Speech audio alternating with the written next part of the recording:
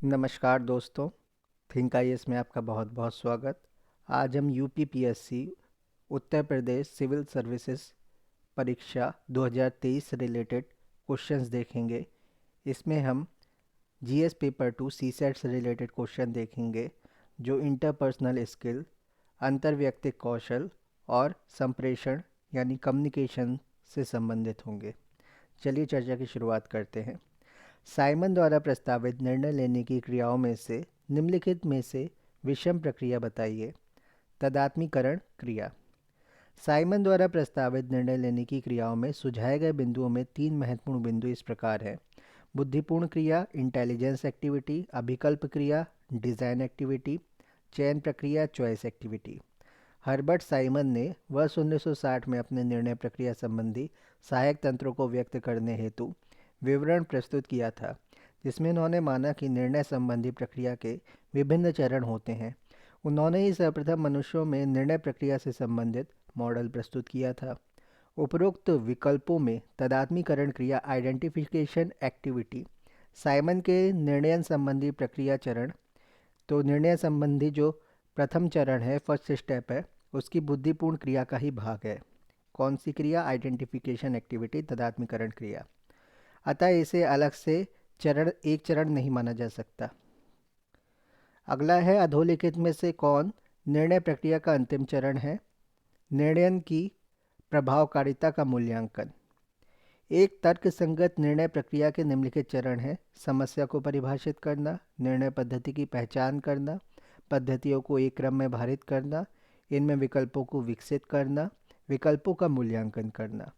निर्णय प्रक्रिया में सभी विकल्पों की प्रभाविकता का मूल्यांकन करके ही अंतिम रूप से लिए जाने वाले निर्णय पर मुहर लगाई जाती है। तर्कना के स्थापित नियमों के विपरीत निर्णय प्रक्रिया में निहित है, क्या निहित है? अनिश्चितता।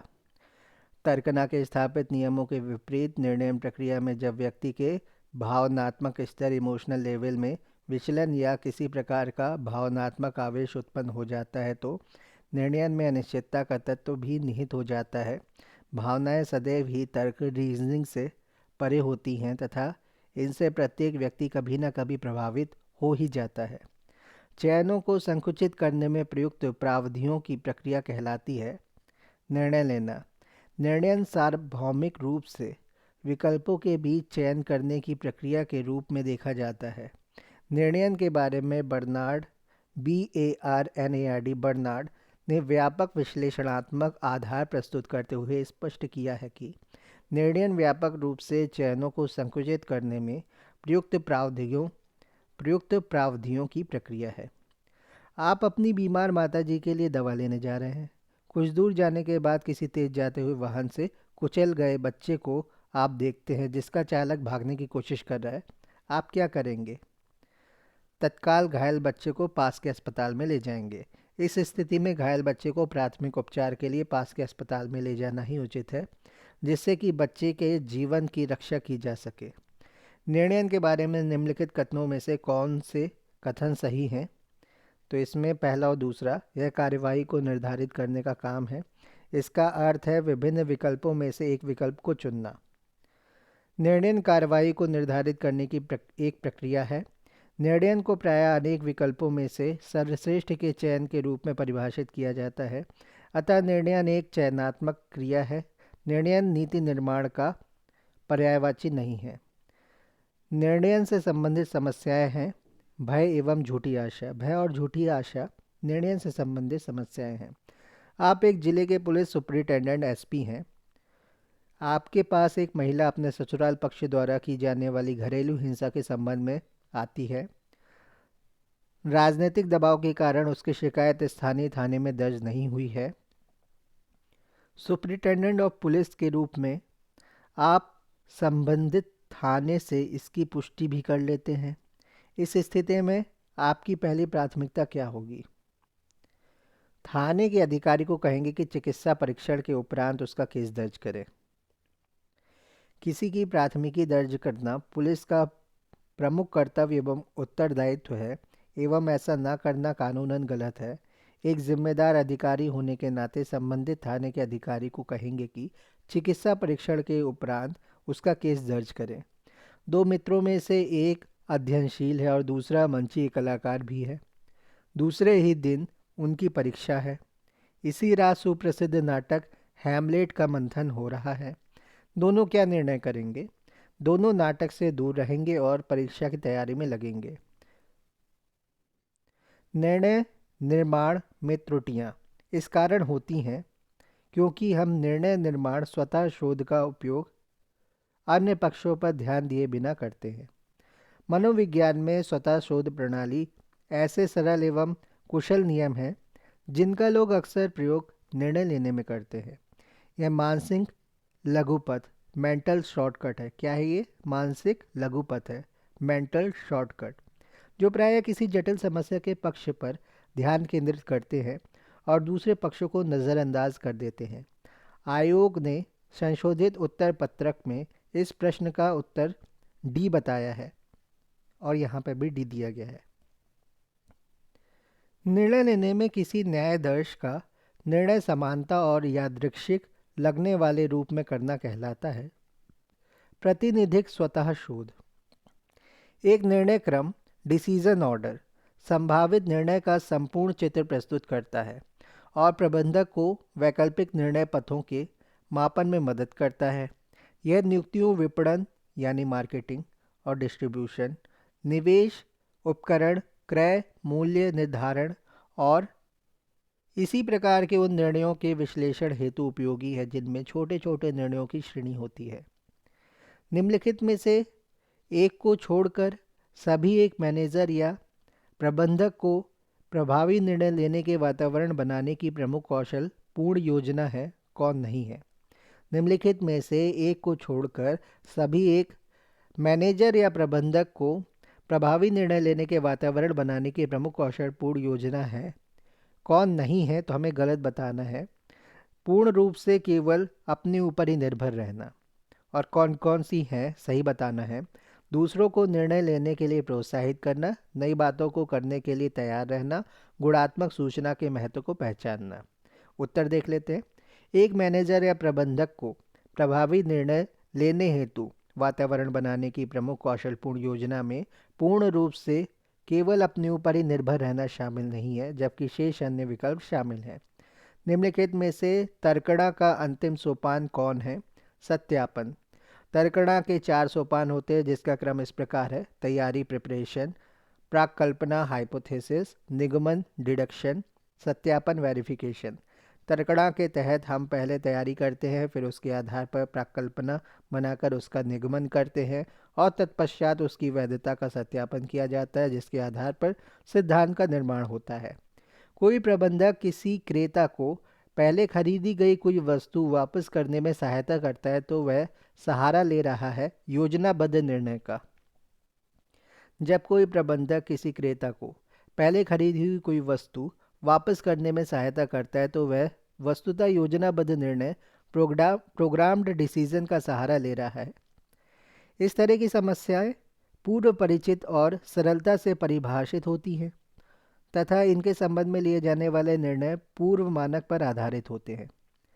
आप भारत सरकार के एक मंत्रालय में उप सचिव हैं और 2 तकनीकी सहायकों की नियुक्ति पर निर्णय लेने जा रहे हैं। लिखित परीक्षा के आधार पर 2 पदों के लिए 10 उम्मीदवारों को साक्षात्कार इंटरव्यू हेतु रखा गया है।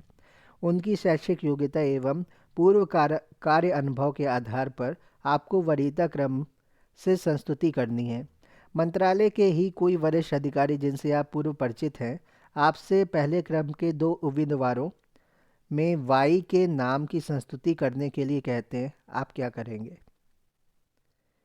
सभी 10 उम्मीदवारों के विवरण की जांच करेंगे और योग्यता के आधार पर निर्णय करेंगे, चाहे अंततः उम्मीदवार वाई का ही चयन हो। इस स्थिति में आपको शैक्षिक योग्यता और पूर्व कार्य अनुभव के आधार पर 10 उम्मीदवारों की वरीयता क्रम का निर्धारण करना है। अतः आपके द्वारा इस संदर्भ में वरिष्ठ अधिकारी की सिफारिश को नज़रअंदाज करके सभी 10 उम्मीदवारों के विवरण की जांच कर योग्यता के आधार पर निर्णय लेना ही उचित होगा। यदि वाई अपनी योग्यता के आधार पर शीर्ष 2 में स्थान बना पाता है तभी उसका चयन होना चाहिए। इस प्रकार अभीष्ट उत्तर विकल्प सी सही होगा।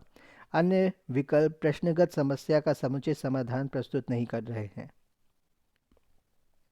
एक निर्णय क्रम डिसीजन ऑर्डर संभावित निर्णय का संपूर्ण चित्र प्रस्तुत करता है और प्रबंधक को वैकल्पिक निर्णय पथों के मापन में मदद करता है। यह नियुक्तियों, विपणन, निवेश, उपकरण, क्रय मूल्य निर्धारण और इसी प्रकार के उन निर्णय के विश्लेषण हेतु उपयोगी है जिनमें छोटे छोटे निर्णयों की श्रेणी होती है।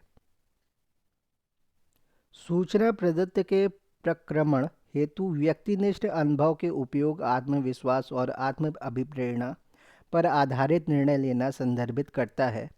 अंतर्दर्शी निर्णय लेने को प्रदत्त सूचना के प्रक्रमण हेतु व्यक्तिनिष्ठ अनुभव के उपयोग आत्मविश्वास और आत्म अभिप्रेरणा पर आधारित निर्णय लेना अंतर्दर्शी निर्णय इंट्यूटिव डिसीजन को संदर्भित करता है। इसमें तार्किक एवं सांख्यिकीय विश्लेषण की औपचारिक प्रक्रिया अपनाए बिना अनुभव और स्वप्रेरणा के आधार पर शीघ्र निर्णय लिया जाता है। आप एक पुलिस अधिकारी हैं। एक मरीज का अस्पताल में निधन हो गया है और रिश्तेदारों को लगता है कि इसका जिम्मेदार डॉक्टर है। आपको सूचित किया जाता है कि रिश्तेदार डॉक्टर पर हमला कर रहे हैं। आप क्या करेंगे? तुरंत अस्पताल पहुंचेंगे और रिश्तेदारों को डॉक्टर पर हमला करने से रोकेंगे। एक पुलिस अधिकारी का कर्तव्य है कि परिस्थितियों का आकलन कर उचित निर्णय लें। ऐसी परिस्थिति में आप एक पुलिस अधिकारी होने के नाते तुरंत अस्पताल पहुंचेंगे और रिश्तेदारों को डॉक्टर पर हमला करने से रोकेंगे। अन्य विकल्प परिस्थिति जन्य उत्तर प्रस्तुत नहीं करते हैं। अगला है, आप एक सरकारी अधिकारी हैं। आपसे आरटीआई राइट टू इन्फॉर्मेशन अधिनियम के तहत या उसके अंतर्गत कुछ जानकारियां मांगी गई हैं। आपको विश्वास है कि आप जानकारी मांगने वाले व्यक्ति को जानते हैं और आप आश्वस्त हैं कि जानकारी का दुरुपयोग किया जाएगा। आप क्या करेंगे? जानकारी दे देंगे। सूचना के अधिकार अधिनियम के तहत मांगी गई जानकारी का उत्तर देना आपकी जिम्मेदारी है, अतः आप जानकारी दे देंगे। आप एक कंपनी की सलाहकार परिषद के सदस्य हैं जिसके विरुद्ध एक शिकायत दर्ज कराई गई है। स्थानीय नगर निगम ने आपको तथ्यान्वेषी समिति का एक सदस्य बना दिया है। आप क्या करेंगे? समिति का काम स्वीकार करने से पहले परिषद की सदस्यता से त्यागपत्र देंगे। हितों के टकराव का हवाला देते हुए समिति की सदस्यता अस्वीकार कर देंगे। ऐसी परिस्थिति में आप या तो समिति का काम स्वीकार करने से पहले परिषद की सदस्यता से त्यागपत्र दे देंगे या हितों के टकराव का हवाला देते हुए समिति की सदस्यता अस्वीकार कर देंगे। आप एक शैक्षणिक संस्थान के शासी मंडल के सदस्य हैं। आप स्थानीय नगर निगम के भी सदस्य हैं। शासी मंडल के अन्य सदस्य आपसे आग्रह करते हैं कि आप नगर निगम में अपने सदस्यता का उपयोग शैक्षिक संस्थान को बढ़ावा देने में करेंगे। आप क्या करेंगे? इनकार कर देंगे क्योंकि यह अनैतिक है। नगर निगम में अपनी सदस्यता का उपयोग कर एक ऐसे शैक्षिक संस्थान को बढ़ावा देना जिसके खुद सदस्य आप हैं, ये एक अनैतिक कार्य है। अतः सदस्यों के आग्रह को इनकार करना ही उचित है। आप एक प्रकाशन में स्वतंत्र पत्रकार हैं। आपका एक मित्र अपने उत्पाद को बढ़ावा देना चाहता है और आपको धन का प्रस्ताव देता है। यदि आप उसकी प्रचार सामग्री अपने नाम से प्रकाशित करें, आप क्या करेंगे? सहमत नहीं होंगे क्योंकि यह अनैतिक है। एक पत्रकार की हैसियत से अपने मित्र की प्रचार सामग्री को अपने नाम से प्रकाशित करना पूर्णतः अनैतिक है, अतः आप सहमत नहीं होंगे और उसे मना कर देंगे। आप एक दुकानदार हैं। आपका एक निश्चित ग्राहक आपसे भुगतान की तुलना से अधिक राशि का बिल देने के लिए कहता है। आप क्या करेंगे? आप उससे कहेंगे कि सही राशि का ही बिल आप दे सकते हैं। भुगतान की तुलना में अधिक राशि का बिल किसी ग्राहक के कहने पर देना एक प्रकार की गैरकानूनी गतिविधि है जो किसी भी दृष्टिकोण से उचित नहीं है। अतः ग्राहक से दुकानदार को यही कहना चाहिए कि उसे सही राशि का बिल दिया जा सकता है। आप एक कार कंपनी में काम करते हैं और आपको पता चलता है कि इंजन का एक पार्ट विनिर्देशों को पूरा नहीं करता, जिससे कि अधिक जहरीला उत्सर्जन हो सकता है। आपके द्वारा अपने निकटतम वरिष्ठ अधिकारी को सूचित करने के बावजूद कोई कार्रवाई नहीं होती। आप क्या करेंगे? अपने प्रभाग के प्रमुख को सूचित करेंगे। किसी भी कंपनी या कार्यालय में किसी कार्य से संबंधित कोई शिकायत या कार्रवाई हेतु सर्वप्रथम अपने निकटतम वरिष्ठ अधिकारी को सूचित किया जाना चाहिए। लेकिन इसके बावजूद भी यदि कोई कार्रवाई नहीं होती है तब अपने प्रभाग के प्रमुख को सूचित करना चाहिए। आप अपने एक साथी के संग कार में जा रहे हैं और एक महत्वपूर्ण मीटिंग के लिए आपको देरी हो गई है। आपका साथी अगले लाल सिग्नल को तोड़ता है या तोड़ना चाहता है, तो आप क्या करेंगे? अपने मित्र को यातायात नियमों का पालन करने को कहेंगे। यातायात के नियम तोड़कर स्वयं की या दूसरे की जान को जोखिम में डालना किसी भी प्रकार से उचित नहीं है। मीटिंग कितनी भी महत्वपूर्ण क्यों ना हो, किसी कहीं भी आपसे कानून तोड़ने की अपेक्षा नहीं की जाती है। आप एक पुलिस अधिकारी हैं। आप सुनते हैं कि आपके अधिकार क्षेत्र में एक फसाद उभर रहा है जो तुरंत कार्रवाई न करने पर एक बड़े दंगे में बदल सकता है। आप क्या करेंगे? केवल दंगे से प्रभावित होने वाले लोगों के आधार पर अपनी कार्रवाई के तरीके पर निर्णय लेंगे। आप एक पुलिस अधिकारी हैं। आप सुनते हैं कि आपके अधिकार क्षेत्र में एक फसाद उभर रहा है जो तुरंत कार्रवाई न करने पर एक बड़े दंगे में बदल सकता है। इसके लिए केवल दंगे से प्रभावित होने वाले लोगों के आधार पर अपनी कार्रवाई के तरीके पर निर्णय लेंगे। सीता 12 साल की एक लड़की है। कई सालों से वह अपने माता पिता को एक पालतू कुत्ता रखने के लिए कह रही थी। उसके माता पिता ने कहा कि कुत्ता अपार्टमेंट में खुश नहीं रह पाएगा, लेकिन उन्होंने उसको एक पक्षी रखने की अनुमति दे दी। सीता अभी तक निर्णय नहीं कर पाई है कि वह किस प्रकार का पक्षी रखेगी। इस अनुच्छेद का सबसे अधिक समर्थन करने वाला कथन है, सीता माता पिता के साथ ही एक अपार्टमेंट में रहती है। और इसमें ये कह रहे हैं कि विकल्प ए भी सही हो सकता है, सीता के माता पिता को कुत्ते से ज़्यादा पक्षी अच्छे लगते हैं। तो अब उत्तर देख लेते हैं। सीता कई सालों से अपने माता पिता को एक पालतू कुत्ता रखने के लिए कह रही थी। उसके माता पिता ने कहा कि कुत्ता अपार्टमेंट में खुश नहीं रह पाएगा, लेकिन उन्होंने उसको एक पक्षी रखने की अनुमति दे दी। परंतु अभी तक निर्णय नहीं कर पा रही वह कि वह किस प्रकार का पक्षी रखे। अतः यह स्पष्ट है कि सीता माता पिता के साथ एक अपार्टमेंट या एक ही अपार्टमेंट में रहती है। आपकी मित्र अपने कार्यस्थल पर उत्पीड़न होने की जानकारी आपको देती है। उस स्थिति में आप क्या करेंगे? कहेंगे कि उपयुक्त अधिकारी से शिकायत करें।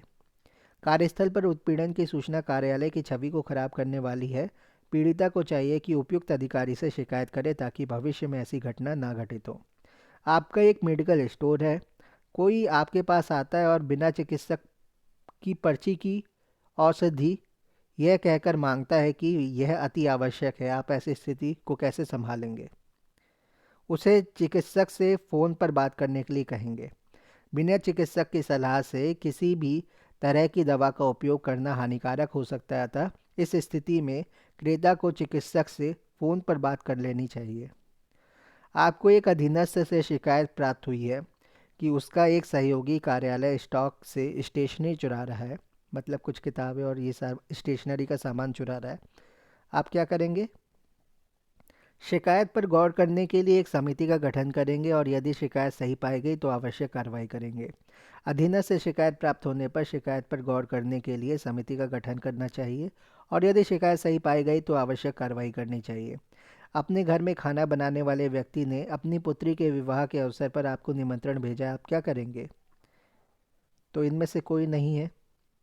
यदि आपके घर में खाना बनाने वाले व्यक्ति ने अपनी पुत्री के विवाह के अवसर पर आपको निमंत्रण भेजा है, तो आपको चाहिए कि उसकी पुत्री के लिए कोई उपहार खरीदे और आप विवाहोत्सव में भी उपस्थित हों।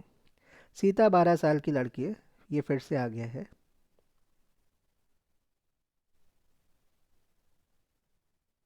अगला है, किसी ने एक आरटीआई के तहत जानकारी मांगी है और आपको लगता है कि यदि इस जानकारी को सार्वजनिक किया गया तो आपके कार्यालय की छवि खराब होगी, तो आप क्या करेंगे?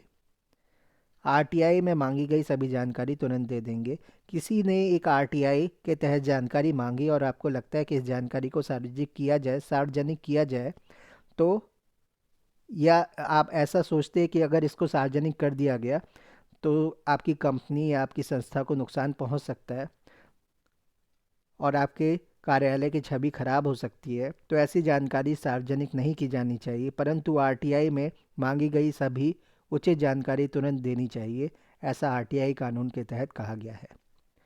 आप एक मॉल में घुसने वाले थे कि आपको बंदूक चलने की आवाज़ आई और उसी समय 3 लोग मॉल के बाहर आते दिखे। वे एक सफ़ेद कार में सवार होकर भाग निकलते हैं।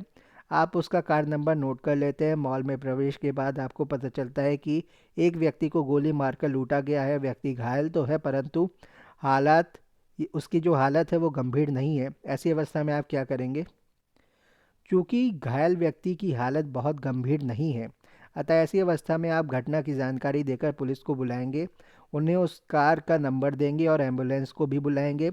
हालांकि मध्य प्रदेश लोक सेवा आयोग ने अपने संशोधित उत्तर पत्रक में इस प्रश्न को बोनस घोषित किया है, अर्थात सभी परीक्षार्थियों को इस प्रश्न हेतु अंक प्रदान कर दिए गए हैं।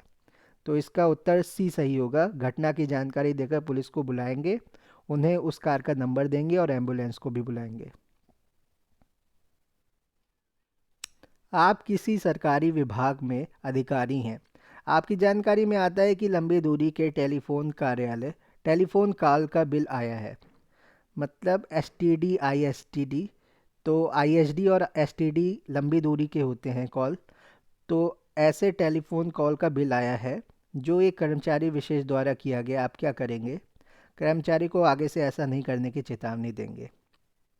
तो ये बहुत पहले का प्रश्न है, 2013 का, जिस समय टेलीफोन कॉल्स फ्री नहीं हुआ करती थी, उसमें पैसा लगता था एसटीडी और आईएसडी में। तो आज के दौर में ये प्रश्न बहुत ज़्यादा महत्वपूर्ण नहीं है। उपर्युक्त दशा में यह उचित होगा कि संबंधित अधिकारी को बुलाकर आगे से ऐसा न करने की चेतावनी दी जाए।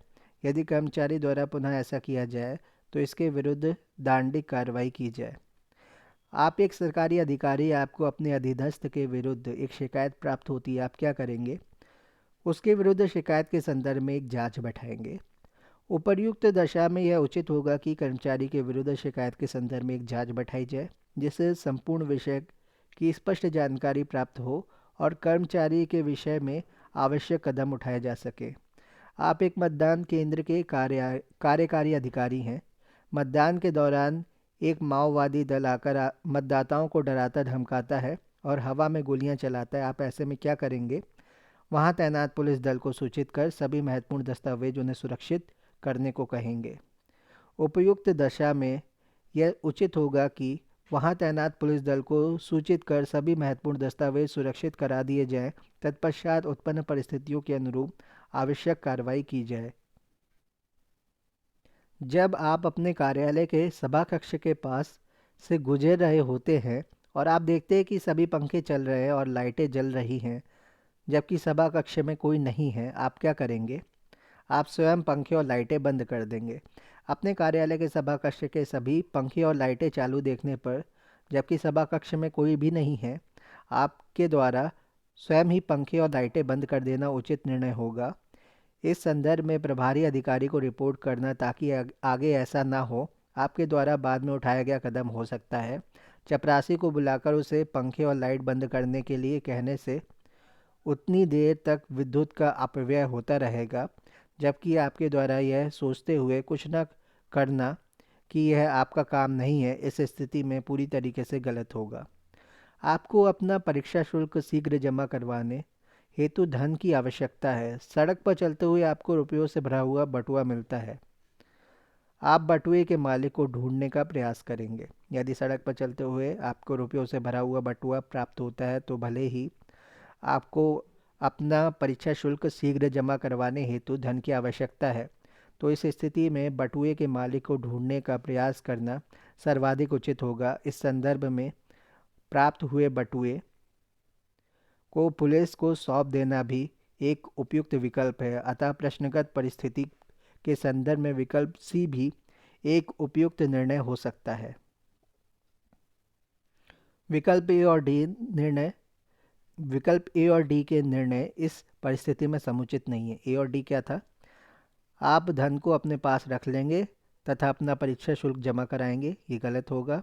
और डी, आप गरीबों में धन बांट देंगे, ये भी गलत होगा क्योंकि वो किसी और का धन है। आपके पड़ोस के मकान में अचानक आग लग जाती है, आप क्या करेंगे?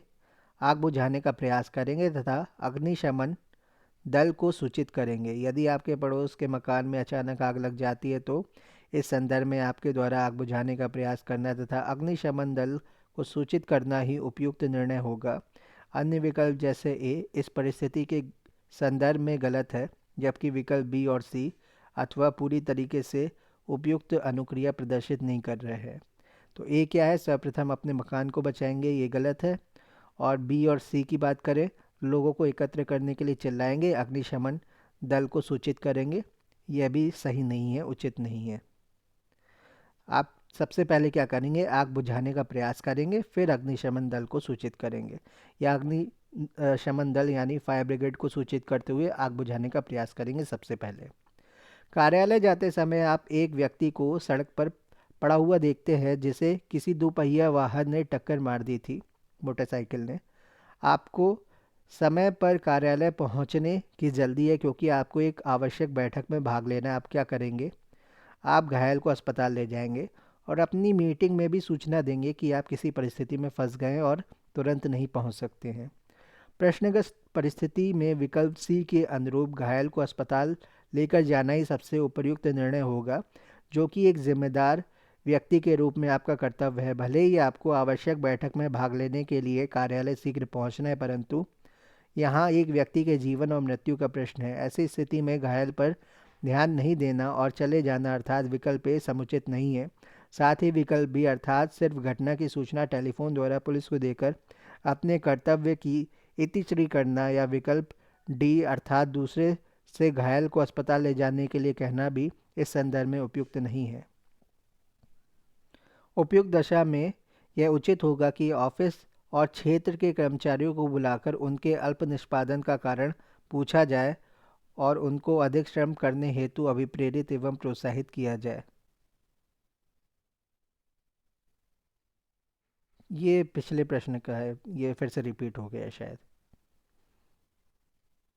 116 नंबर है, 116। चलिए अगला प्रश्न देखते हैं, 36। कार्यालय में दो कर्मचारियों के बीच बहस की बातें आपको मालूम होती हैं। एक तीसरे कर्मचारी से यह जानकारी मिलती है कि इनके बीच वैचारिक मतभेद का प्रभाव कार्यालय के कार्य पर पड़ रहा है। ऐसे में आप क्या करेंगे, मुद्दे की जानकारी के लिए दोनों कर्मचारियों से बात करेंगे। उपर्युक्त दशा में यह उचित होगा कि कार्यालय के दोनों कर्मचारियों को बुलाकर उनके बीच वैचारिक मतभेद का कारण पूछा जाए और यदि संभव हो तो दोनों कर्मचारियों के मध्य वैचारिक मतभेद का समाधान करने का प्रयास किया जाए। आपके बॉस ने आपसे कुछ काम करने को कहा, इसके लिए आपको शहर के बाहर जाना है। उसी समय आपका बच्चा अचानक बीमार पड़ जाता है। ऐसी अवस्था में आप क्या करेंगे, अपने बॉस को स्थिति से अवगत कराने के बाद कार्यक्रम बनाएंगे। उपर्युक्त दशा में यह उचित होगा कि अपने बॉस को स्थिति से अवगत कराएं और उसके बाद उनके आदेशानुसार कार्यक्रम बनाया जाए। इसका कारण यह है कि बॉस काम की अनिवार्यता एवं स्थिति की गंभीरता का आकलन करने के बाद निर्णय लेने की स्थिति में अधिक सक्षम होंगे। यहाँ एमपीपीएससी द्वारा जारी उत्तर पत्रक के अनुसार ही उत्तर दिया गया है। यूपीएससी ऐसे प्रश्नों में प्रायः 2 उत्तर जारी करता है। यहाँ दूसरा उत्तर विकल्प बी भी हो सकता है। बी क्या है, अपने बॉस को बता देंगे कि अभी आपके लिए घर छोड़ना संभव नहीं है। आप एक ऑटोमोबाइल कंपनी में कार्यरत हैं। आपने एक दक्ष तकनीकी खोजी एवं विकसित की है, परंतु बैठक में आपके बॉस ने घोषणा की कि यह तकनीकी उसके बेटे ने विकसित की है। आप ऐसे में क्या करेंगे, अपने बॉस से उनके झूठ का कारण पूछेंगे और भविष्य के लिए सतर्क रहकर योजना बनाएंगे। उपर्युक्त दशा में यह उचित होगा कि बॉस से झूठ बोलने का कारण पूछे और भविष्य में सतर्क रहकर योजना बनाएं।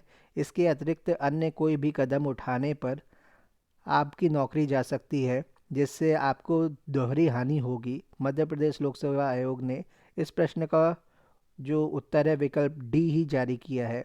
यद्यपि इस प्रकार के प्रश्नों में संघ लोक सेवा आयोग 2 उत्तर जारी करता है। संभवतः दूसरा उत्तर विकल्प सी होगा। अपने सहकर्मी को बुलाकर स्पष्ट करेंगे कि यह तकनीकी आपने बनाई है। अगला प्रश्न है, एक विद्यार्थी कॉलेज द्वारा निष्कासित किए जाने के बाद आत्मदाह की कोशिश करता है। भीड़ उसे आत्मदाह के लिए उकसा रही है। आप एक पुलिस अफसर के रूप में वहां सबसे पहले पहुंचते हैं। आप ऐसी अवस्थिति या ऐसी अवस्था में आप क्या करेंगे, विद्यार्थी को गिरफ्तार करने के बाद उसे एक मनोचिकित्सक या साइकियाट्रिस्ट की सेवाएं दिलाएंगे।